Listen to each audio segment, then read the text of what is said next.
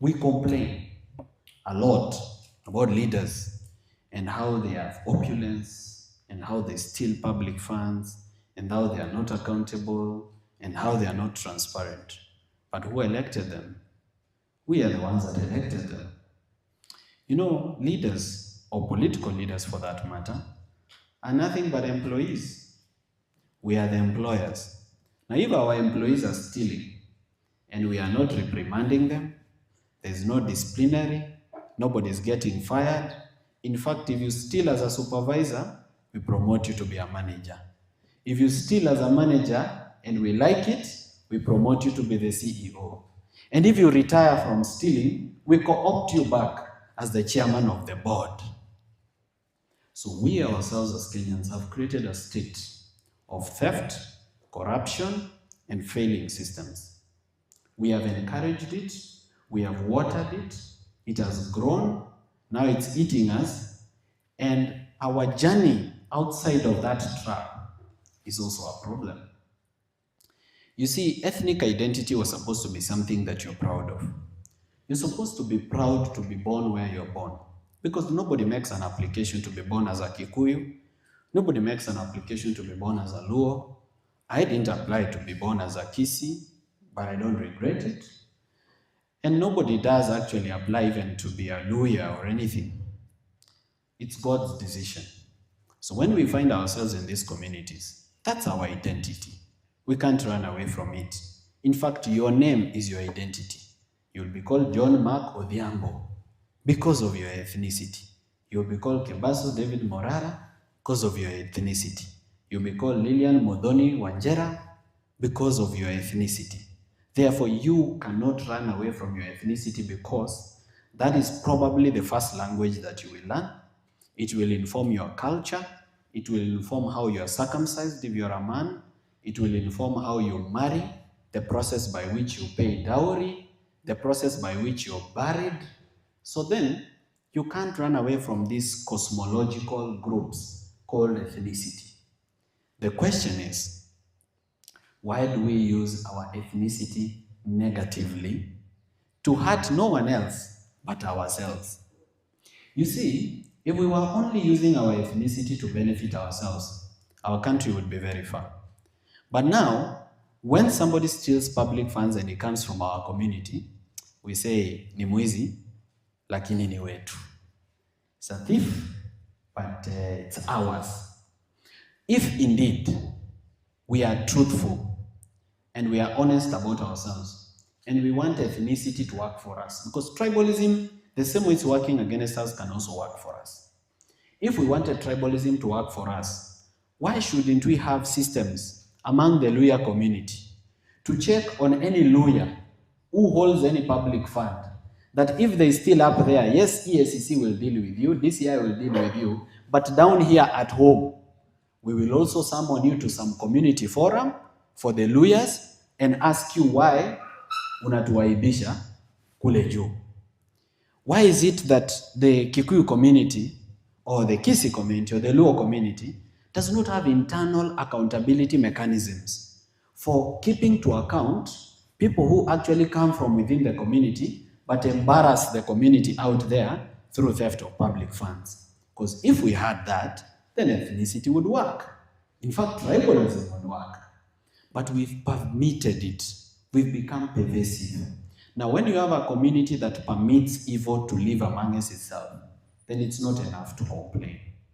And that is why today I'm here to tell you that you are a leader in your own right.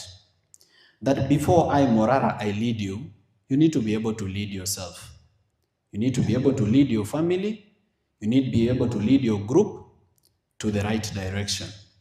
You see, our nation is made up of families. And the health of our nation and the success of our nation is actually dependent on how well those families perform. Now, if we have families that are not led well, what will we have as a nation? A failing nation. Recently, there was a case in Mombasa where a couple was having sexual relations against the order of nature in front of a child. What are we raising that child to be? We have cases where fathers defile their own children. Those are monsters. Because what are they doing to those children? They are destroying them. Now, we have parents who teach their children to lie. If you teach your child to lie, what leader are you raising for us? What if someday they make enough money to become a member of parliament? What will we have? We have parents buying examination papers for their children to pass this thing that is being phased out, KCPE and KCSE. So if your parent is the one helping you to cheat the system so that you can make it, then what do we expect from you? Jobs have become very competitive in Kenya because young people do not have jobs and opportunities. But have you seen how many parents are willing to sell land and to sell cows to raise a bribe for their children to be employed in public service? So many of them. In fact, probably even some of your parents are willing to go that length for you. So if your parent sells a plot of land or a cow to get you into public service through bribery, what a public servant do we expect from you? Leadership is not an accident. It's not an occasion. Leadership is a process. For leadership to work in our country, we need to interrogate the process. We need to ask ourselves, by which process do leaders get into power in the Republic of Kenya? We need to begin interrogating the issues of campaign financing, for example. If a leader raises money through corruption and theft of public funds and uses to campaign and becomes a leader, they will steal more for the bigger position that they need. Now, people like myself have fought what I would call an uphill battle in trying to convince Kenyans at large on why we should do public fundraising, or why we should raise funds from the public for political campaign. It is the thought, or rather the impression of the public, that politicians have money. They don't interrogate where the money came from. They just say politicians have money, and for that reason, they are the ones to spend money on us, not us spend money on them.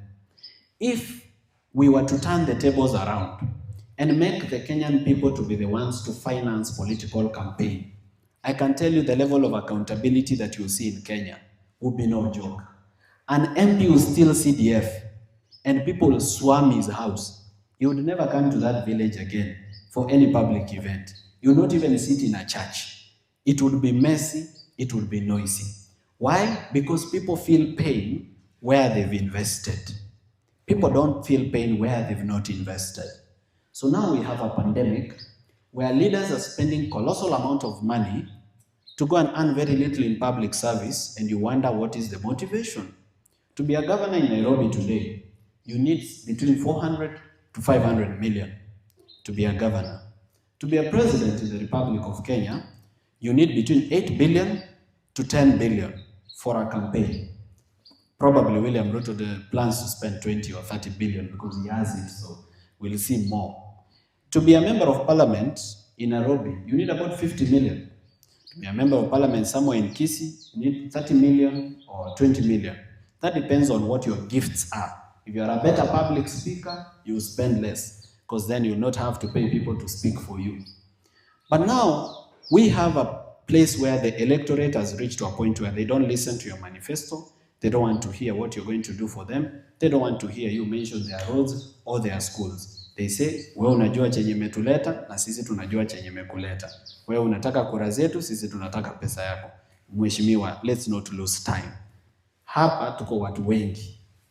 Panga line ya wazee hapa, ya kina mama hapa, na watoto ndio kura ya kesho, pia wapange line hapa. Tuwapee kakitu, kila mtu achomoke. Mheshimiwa anasema kweli mimi nimewasikia na nimefurahia hiyo mambo yenu. Wapi ule PA wangu? Fungua boot, leta hiyo box. People are bribed, including children. You are planting a seed of corruption in them at a very young age. Isn't that true? Recently, I posted a video in my social media of people being given bribes in church. Not anywhere else. In church. In the house of God. People are told to church session iliisha, people are told to line up inside the church and be given money as they leave the church. Now, who do you blame? Is it the leader who is giving them money, or the wananchi who are the employers of this leader receiving the money? You need to blame the employer, because this money that this leader is giving belongs to these people that are being given. So if anybody should have a problem, the leader is just doing his evil work.